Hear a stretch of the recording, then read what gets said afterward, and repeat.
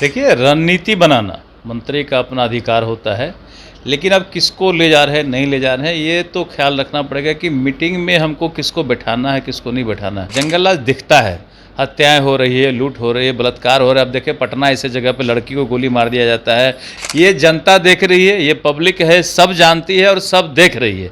नमस्कार, live cities देख रहे हैं। मेरा नाम है उत्कर्ष। बिहार में महागठबंधन की सरकार बन गई है और यूँ कह लें कि राजद कोटे से जो नेता थे वो अब मंत्री बन चुके हैं और इसी क्रम में तेज प्रताप यादव फिर से विवाद में घिर गए हैं। विवाद इसलिए है क्योंकि वो अपने कार्यालय में मीसा भारती यानी कि उनकी जो बड़ी बहन है उनके पति को लेकर जा रहे हैं, जिसको लेकर कई बार विवाद में घिर गए हैं और कई लोग ऐसे भी हैं जिसको लेकर ट्वीट भी कर रहे हैं। और ऐसे में बिहार के उप मुख्यमंत्री सुशील मोदी ने भी ट्वीट किया है। हमारे साथ पूर्व मंत्री नीरज बबलू हैं।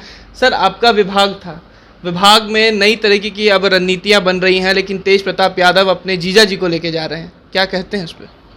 देखिए, रणनीति बनाना मंत्री का अपना अधिकार होता है, लेकिन अब किसको ले जा रहे हैं, नहीं ले जा रहे हैं, ये तो ख्याल रखना पड़ेगा कि मीटिंग में हमको किसको बैठाना है, किसको नहीं बैठाना है।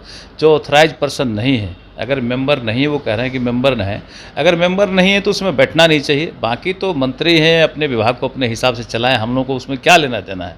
लेकिन मीटिंग वाली बात है तो उसमें मीटिंग में मेंबर वो नहीं है तो उनको बैठने का अधिकार नहीं है। नहीं, सवाल इसलिए भी सर उठता है क्योंकि जब मंत्री पद का शपथ लेते हैं तो दो चीज़ें होती है। एक तो मंत्री पद का, उसके बाद गोपनीयता की भी शपथ ली जाती है। लेकिन अगर ऐसे में विभाग में जा रहे हैं, और पहले की भी तस्वीरें हमने देखी हैं जब लालू यादव और साधु यादव की सरकार थी, यानी जीजा साले की, और यहाँ पे भी वही हो रही है। बिल्कुल, आप सब देख ही रहे हैं कि क्या चल रहा है। अब हम लोगों को बताने की आवश्यकता नहीं है कि चल क्या रहा है, ये जनता देख रही है, ये पब्लिक है, सब जानती है और सब देख रही है। तो आप उनसे पूछिए कि वो कर क्या रहे हैं। जब तक हम लोगों ने काम किया, जनता हमसे पूछती थी, हम लोग बताते थे, मीडिया को बताते थे। अब वो काम कर रहे हैं, वो बताएं कि कर क्या रहे हैं। पब्लिक बाकी सब कुछ देख रही है। सर, आप विपक्ष में आ गए हैं, पहले सत्ता पक्ष में थे, विपक्ष में है, लेकिन जो जेडीयू के मंत्री हैं वो कह रहे हैं कि आपके साथ तो 20 साल हमने काम किया है, तब आपको जंगल राज नज़र नहीं आता था, 4 दिन में बिहार में जंगल राज नज़र आने लग गया है।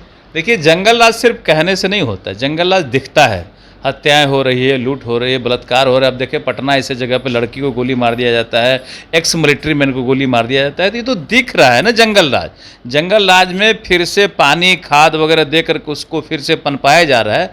तो जनता सब देख रही है, फैसला जनता करेगी जंगल राज है या नहीं है, और इस जंगल राज का फिर क्या करना है वो जनता जवाब देगी। मैंडेट तो आप लोग को मिला था, लेकिन नीतीश कुमार छोड़ के चले गए, उन पे क्या कहेंगे? यही तो हम लोग शुरू, जब से ये ऐसा हुआ है तब से लगातार हम लोग यही कह रहे हैं, जनता को बता रहे हैं कि जिस तरह से मिला मैंडेट पूरे एनडीए सरकार को, कि एनडीए को, नीतीश जी को और भाजपा को मिल करके सरकार चलाना है, लेकिन बीच में छोड़ के गए। तो ये तो जनता कह रही है कि क्या क्या हो रहे हैं, कौन कौन सा उनको उपाधि दिया जा रहा है। मैं नहीं बोलूँगा, लेकिन जनता उपाधि दे रही है। अच्छा, जनता उपाधि दे रही है, लेकिन सर एक सवाल और है, क्योंकि कई बार उठ रहा है शहनवाज हुसैन को लेकर, दिल्ली में उन पर एफआईआर हुआ, उसको लेकर भी जो अब जेडीयू है और राजद कह रही है कि अपने तरफ नहीं देखते हैं, दूसरे पर खाली इल्ज़ाम लगा रहे हैं।